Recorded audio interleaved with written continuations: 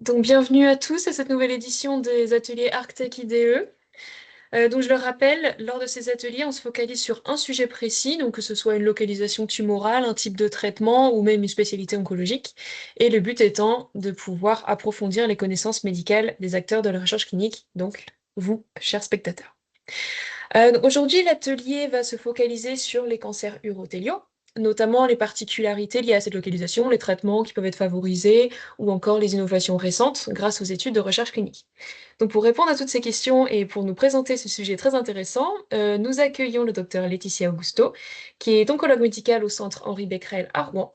Et je la remercie grandement d'avoir accepté de faire cette présentation.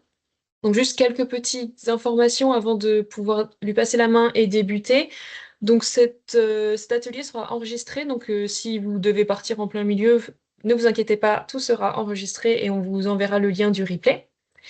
Et donc oui, si jamais, voilà, si jamais vous avez des questions, n'hésitez pas à les poser dans le chat ou sinon, à la fin de la présentation, je vais pouvoir activer vos micros. Donc si jamais vous préférez poser votre question de vive voix, vous pourrez le faire aussi. Et donc, je peux vous laisser la main. Merci. Donc, si jamais il y avait des problèmes, qu'il y a quelque chose qui ne passait pas, n'hésitez pas à nous redire. Ça Donc, marche. effectivement, moi, je suis oncologue médicale et je fais à la fois de l'urologie, je fais aussi de la céno-gynéco. Et pour le coup, l'urologie, je la fais au CHU de Rouen et la cénologie gynéco au centre Henri Becquerel à Rouen, qui est le CLCC. Et là, pour aujourd'hui, on va se concentrer sur les carcinomes urothéliaux. J'espère à travers cette présentation, à la fois sur certains sujets, ne pas avoir été trop simpliste et à la fois sur d'autres un peu trop complexes. Voilà, donc, mais je pense qu'il y a un peu de tout parmi vous, à la fois des gens qui font déjà de l'uro, à la fois des gens qui ne connaissent pas trop grand-chose à l'uro. Voilà, je suis disponible à la fin pour les questions et n'hésitez pas à m'interrompre ou m'arrêter entre deux s'il y a des choses qui ne vont pas, que vous ne comprenez pas ou autre. Donc, on va commencer par quelques mots d'introduction quand même pour cibler les choses. Quand on parle de cancer de vessie ou des voies excrétrices supérieures, il y a différents types histologiques et le plus fréquent, c'est les carcinomes urothéliaux. Ils représentent plus de 90% des cancers de vessie. Et quand ce n'est pas les cancers urothéliaux, c'est des cancers indifférenciés, des carcinosarcomes, des carcinomes neuroendocrines qui sont beaucoup plus rares. On parle aussi donc soit de carcinome urothéliaux, soit de carcinome transitionnel. Et vous avez ici un schéma qui vous montre de manière assez grossière les différentes couches de la vessie, avec une couche de muqueuse, la sous-muqueuse, puis le muscle. Et il est important quand même de maîtriser ces détails, puisqu'il y a une classification qu'on va voir ensuite qui s'appuie sur cette organisation. Donc, la tumeur la plus fréquente des voies urinaires est la tumeur vésicale avec une incidence d'environ 15 pour 100 000 personnes. La seconde, c'est la tumeur des voies excrétrices supérieures avec 1 à 4 pour 100 000 personnes. Et la plus rare est le cancer de l'urètre qui est vraiment très rare avec une incidence de 0,1.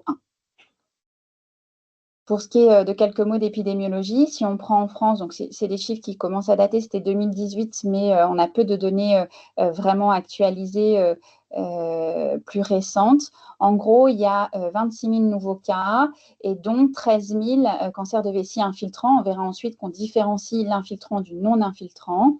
Et parmi donc ces 13 000 infiltrants, qui sont les plus graves, ce sont ceux qui potentiellement vont pouvoir donner des métastases, on avait à peu près 10 000 cas chez l'homme et 3 000 chez la femme.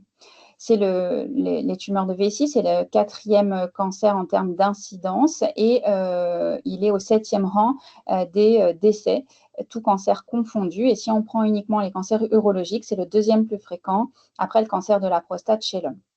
Et l'incidence est actuellement en augmentation, et notamment chez la femme, du fait des facteurs favorisants qu'on va voir juste après. Donc, concernant les facteurs favorisants, il y a l'âge et on voit que l'incidence est vraiment plus marquée plus l'âge augmente, plus de 65 ans, plus de 75 ans. Et le facteur le plus fréquemment retrouvé est le tabac. Clairement, les expositions tabagiques au long cours dans sa vie est un facteur majeur de cancer de vessie. Et on se retrouve régulièrement avec des patients qui ont plusieurs cancers en lien avec le tabac, notamment des cancers ORL et pulmonaires et des cancers de vessie. L'autre cause la plus fréquente également, c'est les maladies professionnelles. On a certaines maladies, on verra après dans un tableau, certaines professions qui exposent à certains toxiques, les amines aromatiques, les hydrocarbures, les polycycliques ou les nitrosamines et aussi certains solvants. Voilà. L'autre cause qu'on retrouve assez fréquemment en consultation, c'est l'inflammation chronique de la vessie. Ça peut être plusieurs choses, donc soit des gens qui ont eu une bilharziose dans leur jeunesse, voilà, qui a un peu traîné.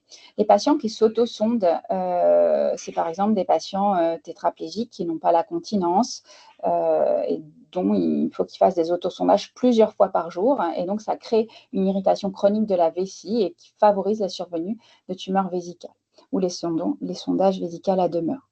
Les rayonnements également, les patients ont pu être irradiés notamment au niveau de la vessie pour d'autres pathologies, par exemple des lymphomes. Et puis ensuite, il y a le facteur génétique. On parle de syndrome de Lynch. Syndrome de Lynch, c'est un problème au niveau des gènes de réparation de l'ADN. Et il a un spectre assez large, notamment des tumeurs digestives, mais aussi des tumeurs plutôt de la voie excrétrice supérieure. Hein. Rarement de la vessie, c'est plutôt la voie excrétrice supérieure. Et puis, il y a d'autres facteurs de risque qui sont moins bien étiquetés, mais qui sont suspectés. C'est la sédentarité, le syndrome métabolique. Donc ça va ensemble. C'est une alimentation trop riche en graisse, par exemple. C'est aussi, de manière un peu plus étonnante, mais ça, on le retrouve quand même assez fréquemment dans les papiers, c'est l'apport hydrique riche, parce qu'on retrouve des produits de désinfection de l'eau, et notamment le chlore, qui est un toxique pour la vessie. Et puis ensuite, il y a les polluants de l'air, notamment les expositions prolongées, notamment au gaz diesel. Vous avez ici le tableau des maladies à déclaration professionnelle, encadré en rouge par exemple. Donc dans l'industrie chimique, il y a les colorants.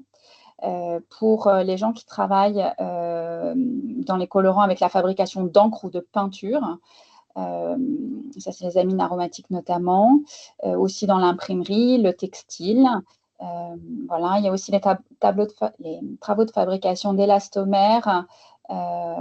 Voilà. Et puis l'industrie du caoutchouc également.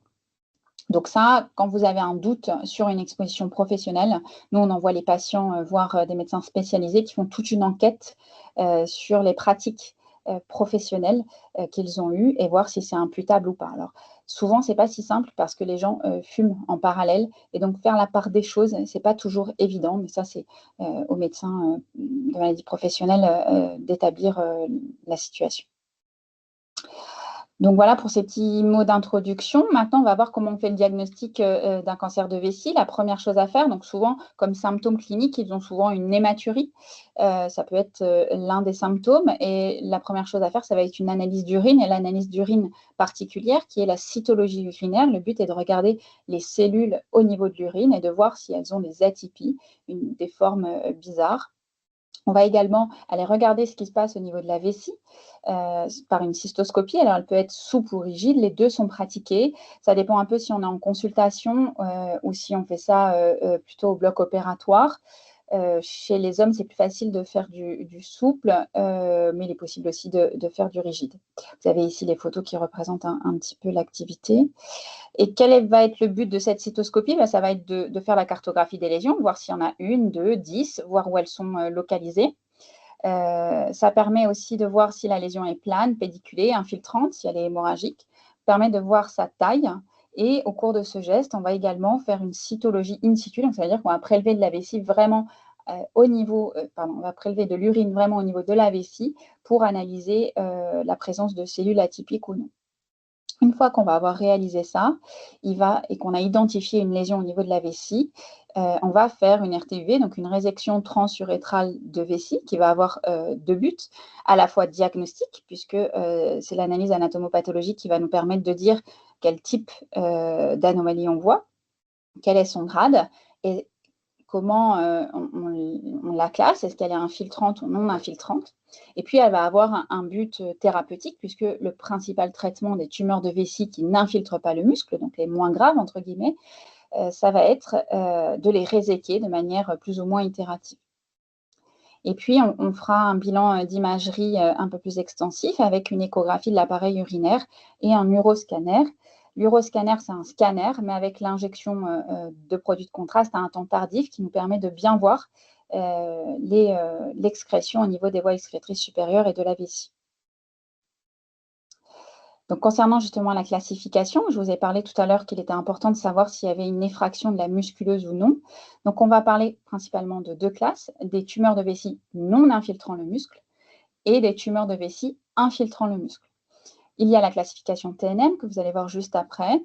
En gros, tant qu'on est en T1, ce sont les tumeurs qui n'infiltrent pas le muscle. Et donc, vous voyez qu'elle va pouvoir infiltrer la muqueuse, le chorion, mais pas le détrusor. Dès qu'il y a une infiltration du détrusor, on passe en T2 selon la TNM, mais surtout à des tumeurs de vessie qui infiltrent le muscle, et donc des tumeurs de vessie dont le pronostic est bien plus péjoratif. Vous avez ici la classification TNM avec, comme je vous le disais, donc sans infiltration du muscle et avec infiltration du muscle après le PT2. Si on se concentre dans un premier temps sur les tumeurs de vessie qui n'infiltrent pas le muscle, on va les différencier. On va parler de PTA lorsque c'est des tumeurs papillaires de grade variable mais qui n'infiltrent pas la lamina propria. Donc là, il y a un petit schéma anatomique où vous voyez tout en bas, donc plutôt l'urothélium, donc c'est la muqueuse, c'est la première couche, et juste après, la lamina propria, qui est la couche entre l'urothélium et la musculeuse. Donc là, on n'est pas dans la musculeuse, puisque comme je vous ai dit, par définition, on est sur des tumeurs de vessie n'infiltrant pas le muscle. Et donc, le PTA ne va pas atteindre la lamina propria. Le PTIS, donc c'est les tumeurs in situ, ne va pas atteindre non plus la lamina propria et va être une tumeur plane, mais elle de haut grade. Pour le PT1, là, c'est une tumeur papillaire, le grade est variable, mais on va avoir une infiltration de la lamina propria. Donc voilà pour les tumeurs de vessie non infiltrant le muscle. Et puis une fois qu'on les a classées comme ça, on établit aussi le grade. Est-ce qu'elles sont de bas grade ou grade 1, grade intermédiaire ou grade 2 et de haut grade de grade 3 qui donne aussi un critère de gravité aux tumeurs de la vessie non infiltrante le muscle. Donc, les tumeurs de la vessie n'infiltrant pas le muscle sont heureusement les plus fréquentes des tumeurs de vessie. Elles représentent 80% des cas de tumeurs de vessie et elles sont de bons pronostics. Parmi ces tumeurs de vessie qui n'infiltrent pas le muscle, on sait qu'environ 15% d'entre elles vont progresser vers des formes infiltrantes qui, elles, vont avoir un réel risque d'évolution métastatique. Et donc, chez ces patients qui ont des tumeurs de vessie non infiltrant le muscle, même si le risque de progresser vers une forme infiltrante est faible, leur principal risque à ces tumeurs est la récidive.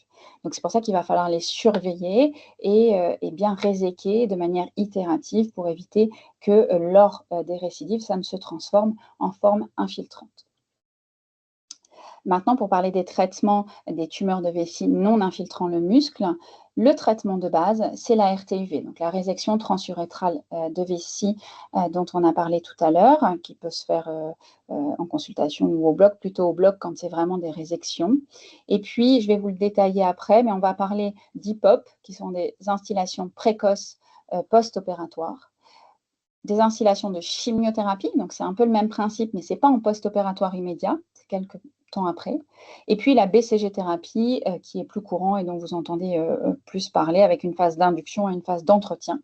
Et une fois qu'on aura fait plus ou moins tous ces traitements, il y aura une surveillance qui se fera notamment par cystoscopie. Pour ce qui est de l'IPOP, donc l'instillation post-opératoire précoce, elle doit se faire après une RTUV complète. En fait, on vient instiller de la chimiothérapie directement dans la vessie. Elle est dans les recommandations recommandée de manière systématique et elle doit être faite normalement dans les 2 heures ou au plus tard dans les 24 heures après la RTUV. Le but de l'IPOP est de diminuer le taux de récidive tumorale à 1 an de 35% et à 5 ans de 14%. Dans la pratique habituelle, quotidienne de tous les jours, cette HIPOP est assez peu pratiquée pour plusieurs raisons et elle est parfois remplacée, enfin quand elle n'est pas pratiquée, elle est remplacée par des lavages abondants pendant les heures qui suivent la résection, ayant pour but de laver la vessie. Ensuite, si on ne parle pas de l'HIPOP, qui est vraiment la post-opératoire immédiate, il y a la chimiothérapie intravésicale. C'est un peu le même principe. On va instiller dans la vessie directement de la chimiothérapie. Ça va être soit de la mitomycine, soit de l'épirubicine. Il y a 8 instillations hebdomadaires, donc 40 mg si c'est de la mito et 50 mg si c'est de l'épirubicine, mélangées à une solution saline. Il y a possibilité d'un traitement d'entretien, mais ce n'est pas systématique. Au moment de ces instillations-là, on demande qu'il y ait une réduction de la diurèse 8 heures avant. Et l'instillation doit rester au moins 1 heure dans la vessie. Et la première miction, on demande à ce qu'elle soit faite dans les 2 heures et elle doit être faite à l'hôpital sur le lieu de l'instillation. En gros, les patients sont porteurs d'une sonde urinaire et c'est par la sonde urinaire qu'on vient injecter la chimiothérapie. Qu'en est-il de la BCG-thérapie? Elle doit être réalisée 2 à 4 semaines après la RTUV. Il y a 2 phases de traitement. Il y a la phase de traitement d'attaque et ensuite il y a la phase de traitement d'entretien. Le traitement d'attaque, qui est vraiment systématique, c'est 6 instillations, toujours endovésicales selon le même principe, qui sont faites de manière hebdomadaire et l'instillation dure 1 à 2 heures. Ensuite, il va y avoir le traitement d'entretien qui va être variable en fonction du type de lésion face à laquelle on est. Mais en tout cas, on va avoir 3 instillations à 3 mois, 3 instillations à 6 mois, 3 instillations à 12 mois de la première instillation de BCG. Et ça, c'est pour les tumeurs de risque intermédiaire. Donc, ça dure à peu près 1 an. Lorsqu'on est plus sur des tumeurs de risque intermédiaire, mais sur des tumeurs à risque élevé, là, l'entretien se prolonge un petit peu puisqu'il y aura ensuite un traitement d'entretien tous les 6 mois jusqu'à 3 ans. On va voir un peu le résumé sur un schéma après. Quelles sont les contre-indications à la BCG-thérapie? Eh bien, ça va un peu, ça coule de source. C'est des antécédents de réaction systémique au BCG. Donc, si la personne fait une BCGite ou une tuberculose, on ne pourra pas aller instiller de nouveau du BCG. Les gens qui ont un déficit immunitaire sévère, puisque le risque de tuberculose ou de réaction au BCG va être majeur. Les cystites radiques actives, parce qu'il y a une irritation majeure de la vessie, et donc il y aura une intolérance complète à la BCG-thérapie. Une tuberculose active, parce qu'on ne va pas aller injecter du BCG chez quelqu'un qui est déjà malade. Et puis la grossesse et l'allaitement. Voilà. Ici, je vous ai mis les recommandations de l'AFU. Donc, en Uro, on se base sur les recommandations européennes, mais aussi de l'EAU, mais aussi les recommandations françaises de l'Association française d'urologie, AFU. Et je vous ai tiré ici la classification des tumeurs, puisque tout à l'heure, je vous ai parlé de la BCG-thérapie et je vous ai dit en fonction si c'était un faible risque, un risque intermédiaire ou un haut risque. Eh bien, c'est comme ça qu'on sait si elles sont, de quel risque elles sont. En gros, on parle de tumeurs de vessie non infiltrant le muscle de faible risque si on est face à un PTA, qu'il est de bas grade, que la tumeur fait moins de 3 cm et qu'elle est unifocale, et que c'est le premier épisode.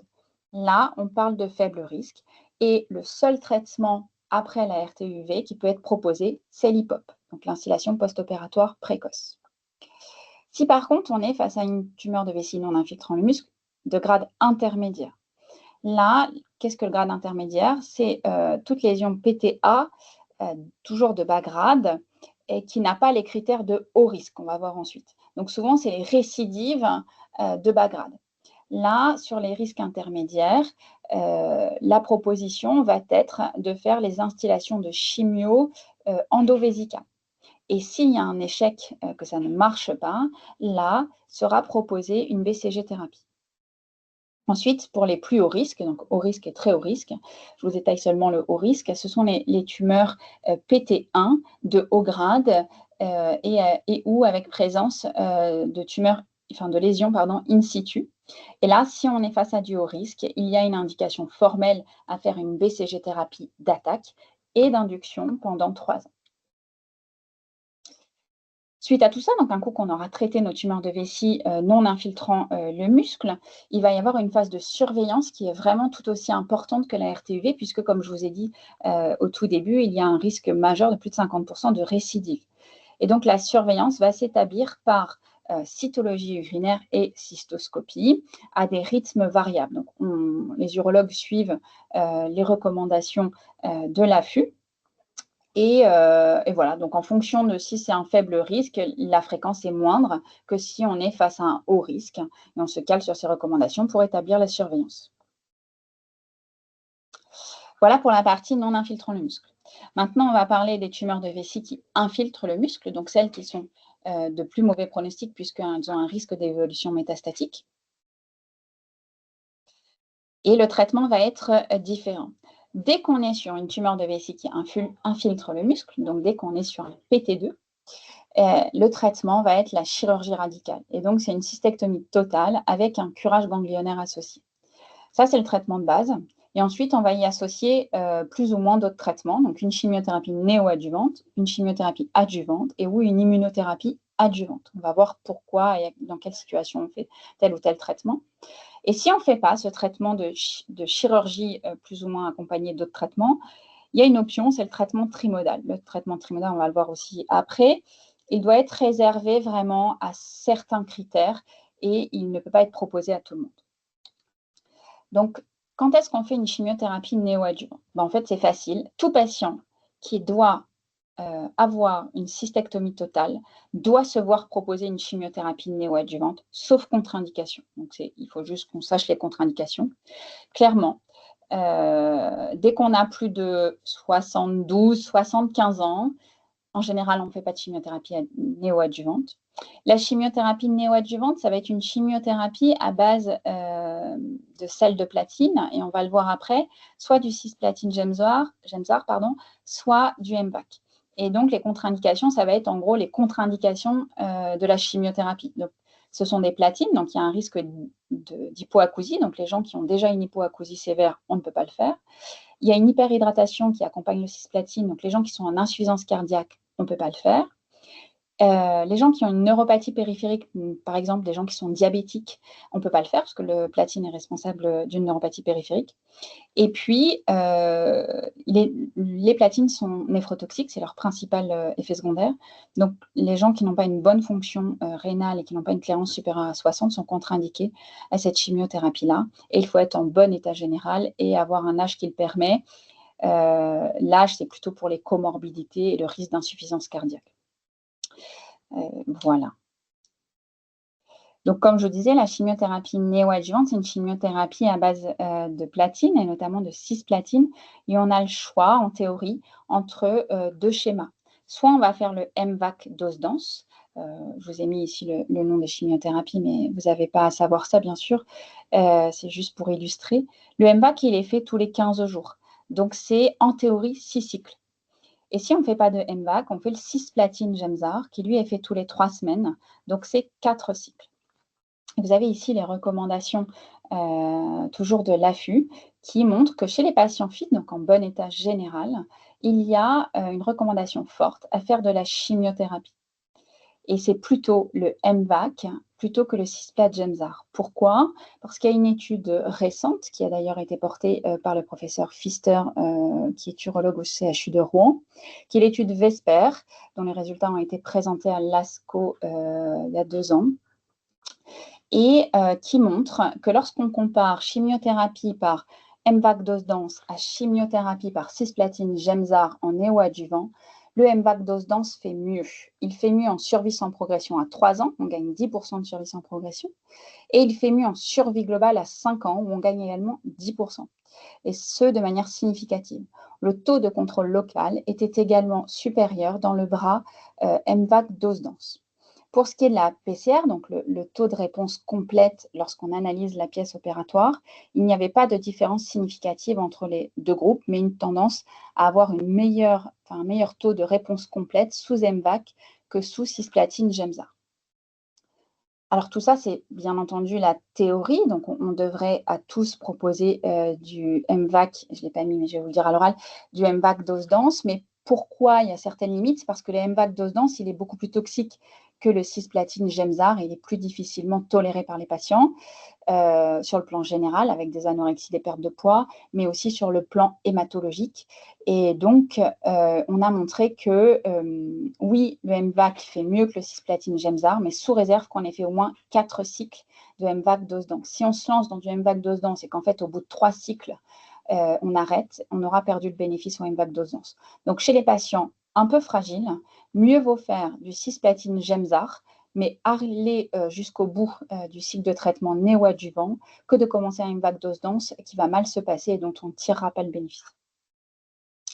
Voilà pour la chimiothérapie néoadjuvante. Donc, un coup qu'on a fini cette chimiothérapie néoadjuvante, on refait le bilan de réévaluation et on part sur le projet chirurgical. Le projet chirurgical, il y a 2 types de chirurgie possibles. Il y a le premier type de chirurgie, c'est ce qu'ils appellent l'urétérostomie cutanée transiléale non continente, ou plus communément appelée le BRICAIR. Donc, c'est… Ah, pardon, j'ai mon écran. Voilà. Donc, en fait, on vient prendre un bout de tube digestif, du grêle, et puis on vient aboucher les uretères au niveau du grêle, à une extrémité, et l'autre extrémité du grêle, on vient l'aboucher à la peau. Donc, les patients se retrouvent avec une stomie urinaire au niveau abdominal, et ce, de manière définitive. On ne pourra jamais l'enlever. L'autre option, qui paraît beaucoup mieux sur le plan théorique, c'est l'entérocystoplastie, ou aussi appelée néovéssie. Et c'est celle qu'on doit proposer en première intention, bien sûr, chez les patients éligibles, parce que dans cette technique, il n'y a pas de poche, il n'y a pas de stomie. Mais il y a certaines contre-indications et on ne peut pas la proposer à tout le monde, malheureusement. Les contre-indications à cette néovéssie, c'est l'insuffisance rénale, les incapacités d'autosondage, parce que quand on va avoir créé cette néovéssie, cette nouvelle vessie, il va falloir au début s'autosonder régulièrement.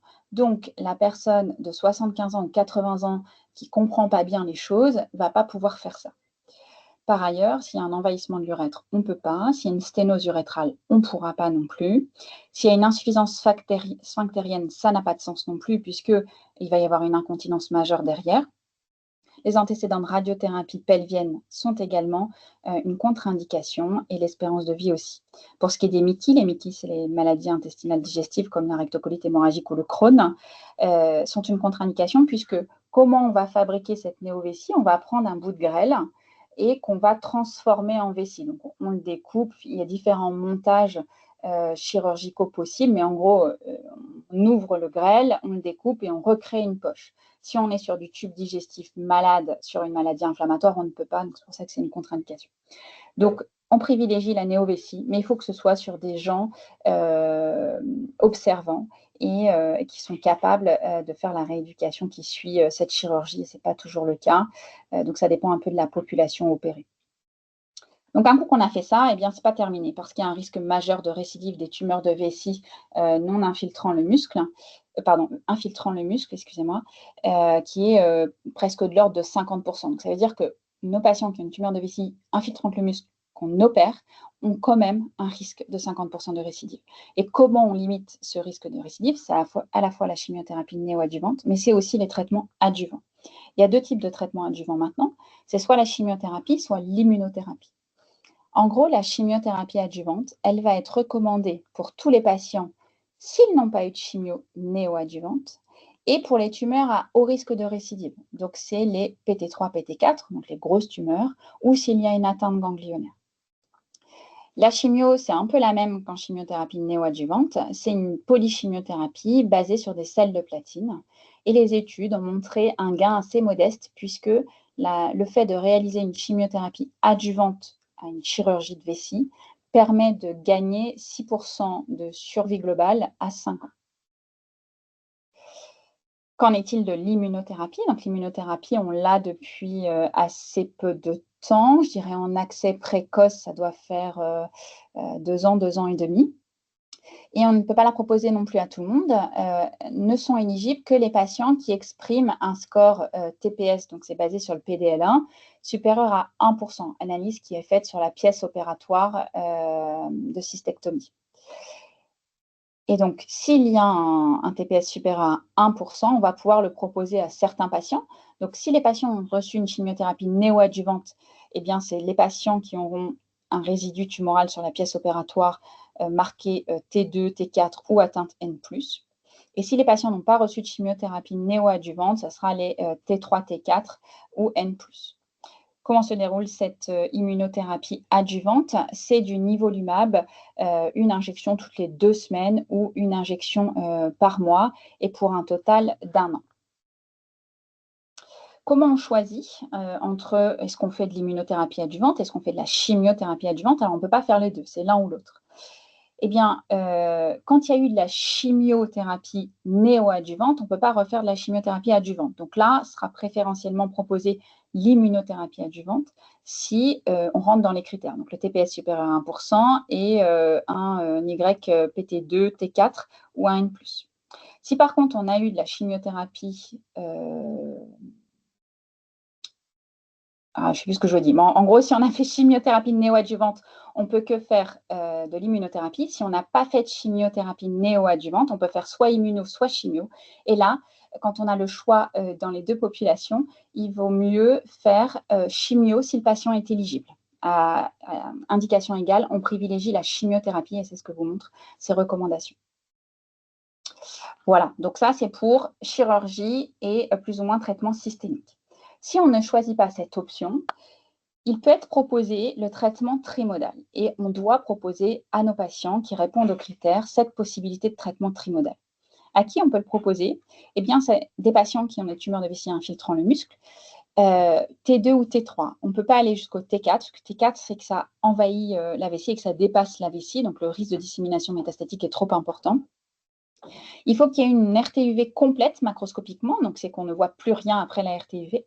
Il ne faut pas qu'il y ait de carcinome in situ diffus, il ne faut pas qu'il y ait d'hydronéphrose bilatérale et il ne faut pas qu'il y ait d'altération majeure fonctionnelle de la vessie parce que ce traitement trimodal comporte de la radiothérapie qui va entraîner des effets secondaires au niveau de la vessie et notamment une polachyurie. Donc s'il y a déjà un tableau de polachyurie, il ne va pas tolérer la radiothérapie.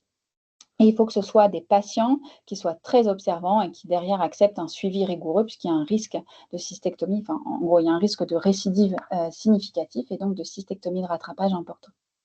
Ce traitement trimodal, il associe donc la réalisation d'une résection transurétrale de vessie profonde et qui doit être complète.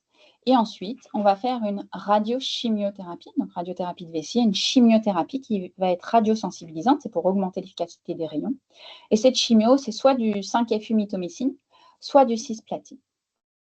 Et après ce traitement trimodal, il va falloir une surveillance accrue, parce que comme je vous le disais, il y a un risque de récidive risque de récidive locale en tout cas, qui est plus important que lorsqu'on fait la cystectomie, puisque la vessie est toujours en place. Et donc, quand il y a une récidive en post-traitement trimodal, on a quand même un taux de cystectomie qui atteint presque 20% selon les séries, mais ça veut dire que ça permet quand même pour tous les autres de sauver leur vessie. Voilà. Donc, mais il faut vraiment respecter ces critères-là, sinon ce n'est pas des bons patients pour ce traitement trimodal. Voilà, j'en ai fini pour la partie localisée. Maintenant, on va passer aux tumeurs de vessie qui infiltrent le muscle et qui sont devenues métastatiques. Juste, je voulais refaire quelques petits rappels sur les chimiothérapies et on va voir les différents traitements qui existent. Les chimiothérapies, il y a différents types de chimiothérapie. Le principe de la chimiothérapie, c'est qu'elle agit sur des cellules en cours de division cellulaire à différentes phases du cycle. Et il y a différents types, puisqu'elles n'agissent pas à tout niveau du cycle cellulaire. Il y a par exemple les agents alkylants, où on a l'ifosfamide, le cyclophosphamide. On a les antimétabolites, le 5-FU. On a les inhibiteurs de topoisomérase, et on s'attardera un peu plus sur celui-là, avec notamment l'irinotecan. Et on a d'autres chimios comme les antibiotiques cytotoxiques ou les alcaloïdes végétaux. Pourquoi je voulais qu'on s'attarde un petit peu plus sur les inhibiteurs de topoisomérase? Parce qu'on s'en sert pour faire d'autres types de traitements. Donc ça, les chimiothérapies, c'est ce qu'on connaît tous depuis de nombreuses années. C'était la base de nos traitements de chimiothérapie jusqu'à il y a peu de temps. Et puis maintenant, il y a de nouvelles molécules qui entrent dans l'arsenal thérapeutique de nos patients métastatiques. Et notamment ce qu'on appelle les ADC. Ce sont des anticorps qui sont couplés à une molécule de chimiothérapie. Donc, vous avez ici votre anticorps qui va venir spécifiquement se lier à un antigène à la surface des cellules. Et cet anticorps est couplé via un linker à une molécule de chimiothérapie. Et donc, par exemple, dans le cancer de vessie, on va le voir juste après, il peut y avoir un couplage à une molécule de chimiothérapie qui fait partie de la famille des inhibiteurs de topoisomérase. Donc, comment ça fonctionne? Votre anticorps va reconnaître l'antigène, va se fixer sur l'antigène et donc sur la cellule tumorale parce qu'on met des anticorps spécifiques aux cellules tumorales. Une fois qu'il aura reconnu la cellule tumorale, l'anticorps va être endocyté. Il va y avoir une rupture au niveau du linker et donc une libération de la molécule de chimiothérapie en intracellulaire qui va entraîner la mort cellulaire.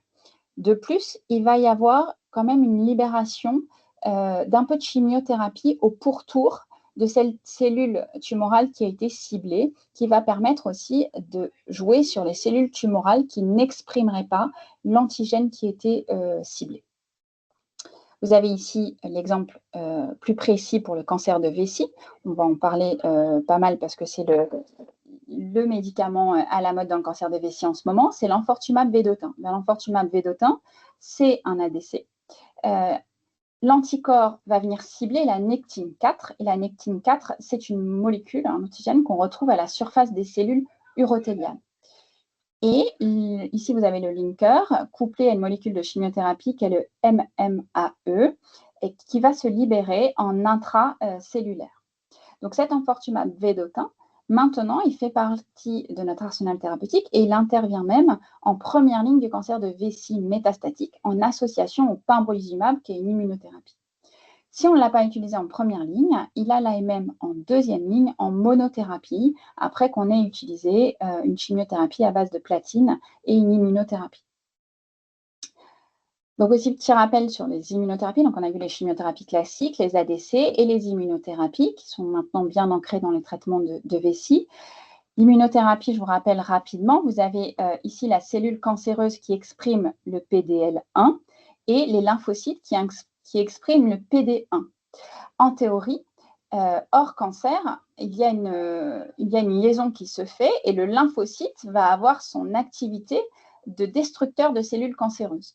Sauf que face aux cellules cancéreuses, la cellule cancéreuse vient inhiber cette liaison, et donc du coup, le lymphocyte ne peut pas faire son travail. Le lymphocyte ne peut pas venir détruire la cellule cancéreuse. Donc le but de l'immunothérapie va être d'inhiber l'inhibition. Donc en fait, on vient bloquer cette liaison. Donc si cette liaison ne se fait pas, la cellule cancéreuse ne peut pas venir inhiber le lymphocyte et donc le lymphocyte va pouvoir faire son travail. C'est la base de l'immunothérapie, donc c'est de réactiver le système immunitaire qui avait été mis à l'arrêt par la cellule cancéreuse. Dans les immunothérapies, on distingue 3 grands types, mais je vous en ai surtout parlé de 2 ici. C'est les inhibiteurs de PD1.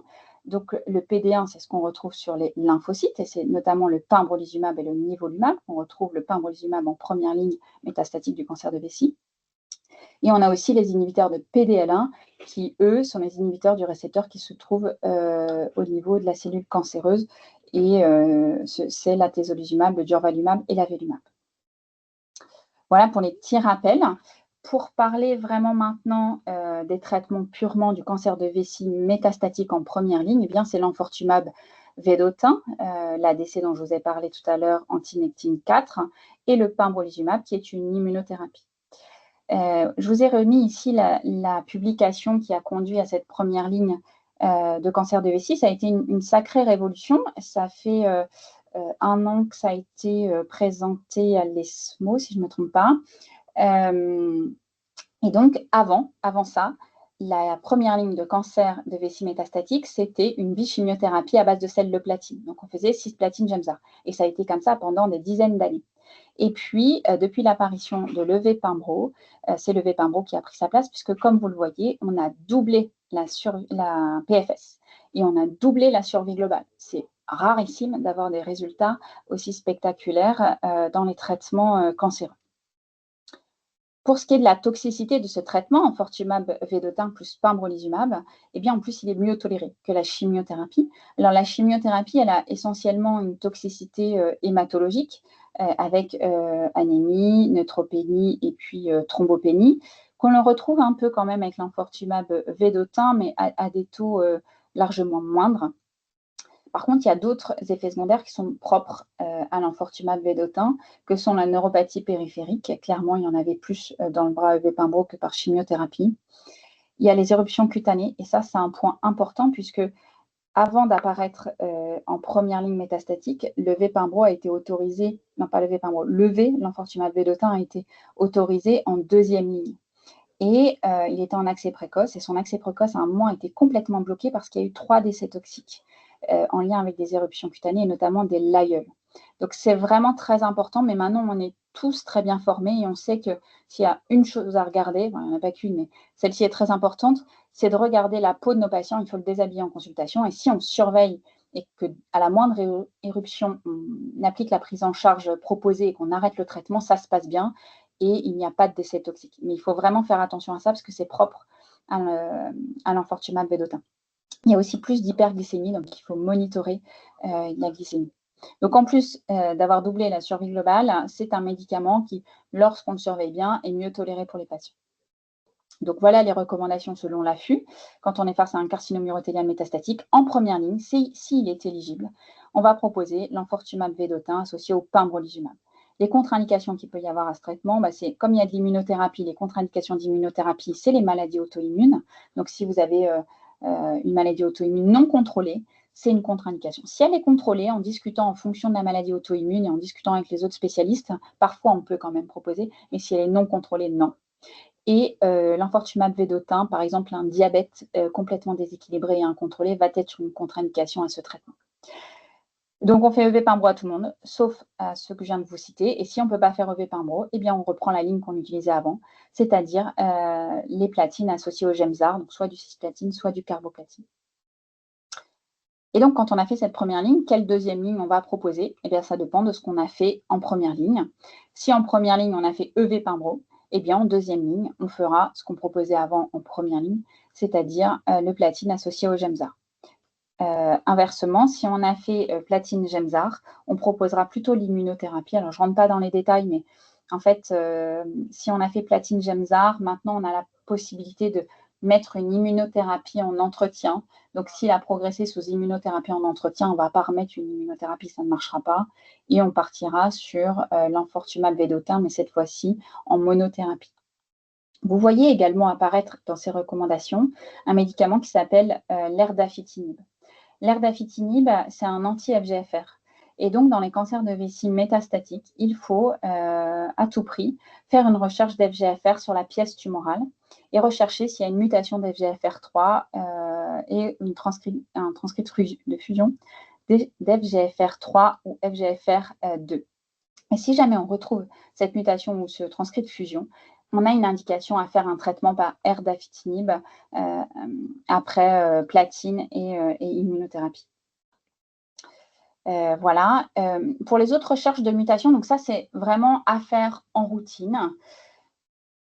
Il n'y a rien d'autre. Ce que vous voyez ici en grisé, la Nectin-4 et le statut MSI, on peut le faire. Ça dépend des centres, ça dépend des protocoles de recherche, ça dépend de plein de choses, mais ça, pour l'instant, ça n'a pas d'utilité en clinique, puisque par exemple la Nectin-4, c'est ce que vient cibler l'enfortumab vedotin, mais on n'a pas montré que plus on exprimait, mieux ça marchait. Donc il n'y a pas besoin d'avoir le statut d'expression de Nectin-4 pour prescrire l'enfortumab vedotin. Et le statut MSI, c'est pour rechercher un éventuel syndrome de Lynch. Mais comme je vous ai dit, c'est plutôt les tumeurs de vessie, les tumeurs de la voie excrétrice supérieure et pas les tumeurs de vessie.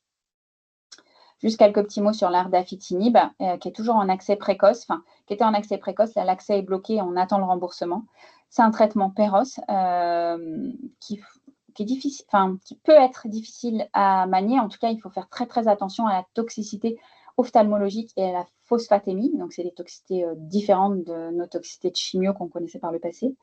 Donc, en fait, on commence par une dose moindre les 3 premières semaines. Et puis, en fonction de la tolérance, après, on majore à 9 mg. Et il faut vraiment surveiller la phosphatémie parce que ça élève la phosphatémie. Et il faut faire une surveillance ophtalmo avant et au minimum toutes les 6 semaines parce que ça fait des anomalies rétiniennes, ophtalmo diffuses et de manière fréquente. Donc, il faut vraiment faire attention et travailler en collaboration avec les ophtalmologistes. Voilà pour le côté ce qu'on fait dans la vie de tous les jours actuellement. Et puis quelques petits mots sur les essais cliniques ou les choses qui vont arriver probablement. On a eu l'essai Niagara publié récemment, qui est un autre schéma de chimiothérapie néoadjuvante où on associe l'immunothérapie. Tout à l'heure, je vous ai dit, la chimiothérapie néoadjuvante, c'est soit cisplatin Gemzar, soit MVAC dose dense. Et quand on peut, c'est du MVAC dose dense. C'est ce qu'a montré Vesper. Ici, dans Niagara, ils étudiaient l'ajout de l'immunothérapie à la chimiothérapie par cisplatin Gemzar. Donc, vous avez le bras standard, cisplat gem, cystectomie, et puis rien du tout. Et puis, vous avez le bras expérimental avec cisplat gem Durva, avec le durvalumab en entretien. Clairement, cet essai a été positif avec un gain, là c'est survie sans événement, mais ouais, bon, on a plusieurs éléments. Donc, il y a la survie sans événement où l'ajout du durvalumab à la chimiothérapie néoadjuvante a montré un bénéfice significatif. En taux de réponse complète sur la pièce opératoire, on a également un bénéfice significatif de plus de 10% sur le taux de réponse complète à l'ajout de l'immunothérapie à la chimiothérapie. Et puis, on a un gain en survie globale, puisqu'on passe à 2 ans, une survie globale à 75%, on passe à 82%, et ce, de manière significative. Donc, cet essai est franchement positif. Et donc, on aimerait avoir l'immunothérapie à associer à notre chimiothérapie néoadjuvante, et ensuite, on maintiendrait l'immunothérapie en post-opératoire. Mais cette étude fait l'objet quand même de critiques, et notamment le fait que le bras comparateur était cisplatin Gemzar. Or, on a montré que les MVAC faisaient mieux que le cisplatin Gemzar. Donc, il y a cette critique qui est faite qu'on n'a pas utilisé le protocole le plus efficace. Et ensuite, il y a que le bras standard ne comportait pas l'immunothérapie adjuvante. Or, au jour d'aujourd'hui, on a accès à l'immunothérapie adjuvante. Donc, probablement que les chiffres du bras comparateur seraient tirés vers le haut maintenant avec l'immunothérapie adjuvante. Voilà, donc c'est les critiques qui sont faites, mais ça n'empêche qu'il y a quand même un bénéfice franc, net et en survie globale. Donc, on s'attend quand même à avoir le remboursement pour cette molécule, mais pour l'instant, on ne l'a pas. Et l'accès précoce vient tout juste d'être refusé. Mais les choses vont changer clairement parce qu'on ne peut pas faire du MVAC à tout le monde, voilà, à cause des comorbidités. Et donc, à ceux à qui on fait cisplatin Gemzar, il va être important de pouvoir associer l'immunothérapie. Et là, c'était le durvalumab, mais il y a d'autres essais qui sont en cours d'analyse. Voilà, ça, c'était pour la situation néoadjuvante. Par ailleurs, je vous ai parlé de l'enfortumab vedotin, c'est la superstar du moment à tous les plans. En recherche, vous savez très bien qu'en onco, de manière générale, c'est pareil pour toutes les LOC. Les nouveaux médicaments sont toujours testés en Xème ligne, et puis quand on voit que ça marche, on ravance les lignes. Ça a été pareil pour l'enfortumab vedotin, qui a très bien marché en Xème ligne métastatique, qui maintenant est en première ligne métastatique, et dont maintenant les essais sont en néoadjuvant. Et même en périopératoire. Donc là, c'est du périopératoire. Donc c'est de la tumeur de vessie toujours infiltrant le muscle, mais localisée. Et on a, par exemple, je vous ai pris 3 exemples ici. La kénote B15 qui associe donc le Vépimbro, c'est le traitement de première ligne métastatique, versus le cisplat Gemzar, suivi d'une chirurgie, puis traitement d'entretien. La kénote 905, elle prend ça en comparaison à l'immuno seul, et toujours avec chirurgie et traitement d'entretien. La Volga, elle, va un peu plus loin puisqu'elle étudie enfortumab vedotin Durva, qui est une autre immunothérapie, et elle associe le Trémé, qui est un anti-CTLA4, donc c'est une autre immunothérapie, et toujours avec un traitement d'entretien. Donc ces essais sont en cours de recrutement et on attend les résultats, mais le panorama des traitements futurs va être complètement chamboulé, c'est sûr, avec ces résultats. Par ailleurs, quand on étudie des tumeurs de vessie non infiltrant le muscle, donc on revient en arrière, hein, les tumeurs de vessie qui n'ont pas atteint la musculeuse, eh bien, on a plusieurs essais cliniques également en cours qui ont différentes cibles. Donc là, vous avez EV104 dont la cible est la Nectine-4. Et en fait, on met en intravésical de la chimiothérapie, c'est l'enfortumab vedotin, hein, qui est anti-Nectine-4, que là, on ne vient pas mettre en systémique, mais en intravésical, comme on faisait avec la BCG-thérapie. Dans cet essai clinique, c'est les cancers de vessie non infiltrant le muscle qui sont de haut risque et qui sont BCG réfractaires. Ici, c'était aussi des cancers de haut risque et on vient mettre un anti-HER2. Donc, en fait, c'est le même principe. Hein, c'est un ADC, un anticorps qui est couplé à une molécule de chimiothérapie qui vient se fixer sur une cible spécifique. Et là, la cible n'est plus la Nectine-4, mais est l'HER2. Comme on retrouve dans le cancer du sein, on retrouve aussi énormément d'expression d'HER2 dans le cancer de vessie. Donc, vous avez ces deux essais-là. Et puis, on a également un autre ADC qui, lui, cible TROP2. Donc, c'est le sacituzumab tirumotecan, la même famille que le Trodelvy, sacituzumab govitecan pour ceux qui font du sein. Voilà. Et là, on est sur des risques intermédiaires, toujours les tumeurs de vessie non infiltrant le muscle. Il y a plein d'autres essais, mais c'était pour juste faire quelques petits focus et vous montrer que les différents types de traitements avancent dans les lignes. Voilà, je vous remercie de votre attention. Alors, merci beaucoup pour cette présentation. C'était très, très enrichissant. Je vais essayer de autoriser les micros de tout le monde pour que chacun puisse poser ses questions.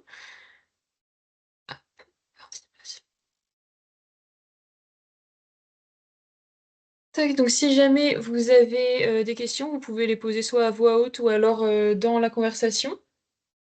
Euh, alors honnêtement, moi j'ai très peu de questions parce que en fait à chaque fois vous avez répondu au fur et à mesure, donc pour moi c'était top.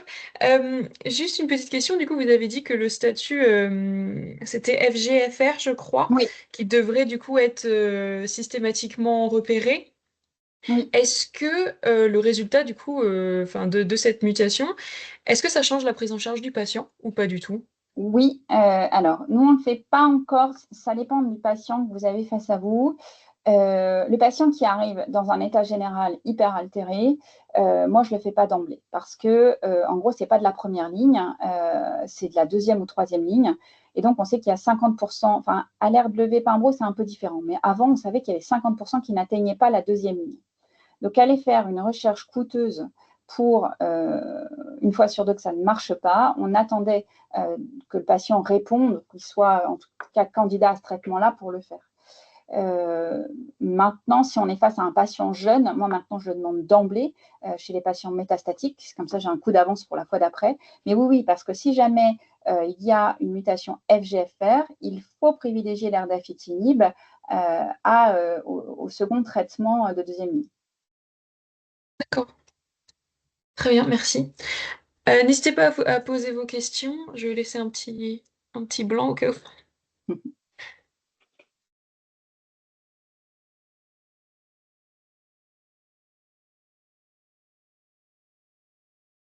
Tout le monde est endormi en postprandial peut-être. Oui, ça doit être ça.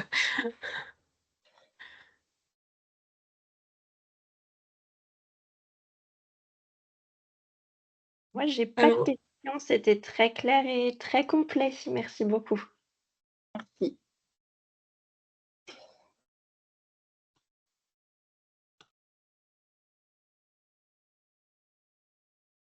En tout cas, n'hésitez pas, hein, même si vous avez après des questions qui reviennent, vous pouvez me les faire transiter, il n'y a pas de souci. ça marche, merci beaucoup. Et donc, de ce que j'ai compris, il y a quand même du coup une large gamme en fait de traitements qui sont possibles pour les cancers urothéliaux. Donc forcément, comme vous l'avez dit, dépendant du coup s'ils sont infiltrants ou pas, tu vois là, s'ils sont métastatiques ou pas. Donc est-ce que, enfin du coup comme vous l'avez montré, du coup il y a plusieurs choses qui seraient à venir, donc des études qui sont en cours qui nous montrent du coup voilà qu'il y a toujours encore et toujours des avancées. Est-ce que du coup vous êtes pressée de voir ces nouveaux types de traitements arriver dans les... Comment est-ce que je peux dire Ah oui, ça? parce que les cancers de vessie restent des cancers de très très mauvais pronostic, hein, avec une médiane de survie. Là, on l'a doublé, on est à 30 mois, mais on était quand même à 15 mois. Mm. Donc, ça veut dire que et on est sur une médiane. Donc, avant, il y a 2 ans, quand moi je voyais arriver un patient en première ligne métastatique, je pouvais quasiment lui annoncer qu'il avait au maximum 1 an de survie. Donc, Ouais. c'est dramatique. Ce sont des cancers qui ont un très mauvais pronostic. On n'est pas sur le cancer de prostate où on a plusieurs années de médiane de survie. Là, on est vraiment sur un cancer qui est très péjoratif. Donc, d'avoir doublé la médiane de survie, c'est génial. Et puis, surtout, c'est des nouvelles molécules qui sont arrivées. Donc, ça enrichit notre arsenal thérapeutique. Avant, on était court, hein. On avait les platines, on avait l'immunothérapie. Et puis après, souvent, on faisait du taxane s'ils étaient en état de le recevoir. Et puis c'est tout, ça s'arrêtait là. Et les patients nous disaient, qu'est-ce qu'on fait après? On n'avait rien. Après, les patients en très bon état général, ils sont inclus dans les essais cliniques, mais c'était un peu court. Et puis aussi, comme je vous disais tout à l'heure, ils sont en mauvais état général, ils meurent vite et ils ne passent pas d'une ligne à l'autre, ils se dégradent rapidement. Et maintenant, avec les nouveaux traitements, il y a un gain de la qualité de vie avec l'enfortumab velotin, il s'améliore vraiment. Donc, on a plus de patients qui passent en deuxième ligne qu'ils ne passaient avant en deuxième ligne. Et, bref, tout ça pour dire que plus on aura des nouvelles molécules qui viennent enrichir, plus ça crée un nouvel arsenal thérapeutique et mieux c'est. Le risque, c'est par contre quand on commence à multiplier, donc là, la chimio, l'immuno en néoadjuvant, s'il vient métastatique après, c'est des molécules qu'on a déjà fait, donc ça nous les ampute. Mais après, ça dépend avec quel délai ils progressent, si on peut le faire ou pas. Voilà. Il y a des essais aussi qui sont maintenant dans les tumeurs de vessie non infiltrant le muscle. Avec, là, on a eu une publication à l'ASCO d'une immunothérapie qui montre clairement un bénéfice sur les BCG réfractaires non infiltrant le muscle. Et donc, en fait, les traitements qu'on mettait avant sur les métastatiques, puis les néoadjuvants, on est en train de les mettre sur les non infiltrants. Donc, et ça marche et c'est très bien. Donc, ça veut dire qu'on va diminuer l'incidence des infiltrants et c'est un effet de cascade. Donc, non, c'est très bien. Et plus on aura de thérapeutique, mieux c'est. Il y a des anti-HER2. Là, les anti-HER2, on n'en a aucun en routine utilisable, mais je pense que ça va arriver. Et puis, les anti-TROP2, pareil, on n'en a pas encore en routine, mais je pense qu'il faut juste trouver à quel moment les administrer et la bonne combinaison, mais on les aura. Oui, c'est très bien. Et comme je pense que du coup, s'il n'y a pas d'autres questions, je pense que ça nous permet de conclure aussi sur la note que la recherche clinique est primordiale du coup pour des localisations comme celle-ci. Et donc, Oui, on doit continuer nos efforts. tout à fait. Mais en Tout tout à fait cas, en je vous routine. remercie beaucoup Merci à vous. et je souhaite à chacun une très bonne journée. Et encore une fois, merci Docteur Augusto. Je vous remercie de votre disponibilité et de votre grande, grande pédagogie. Merci beaucoup. Bonne journée à vous tous. Bonne journée. Au revoir.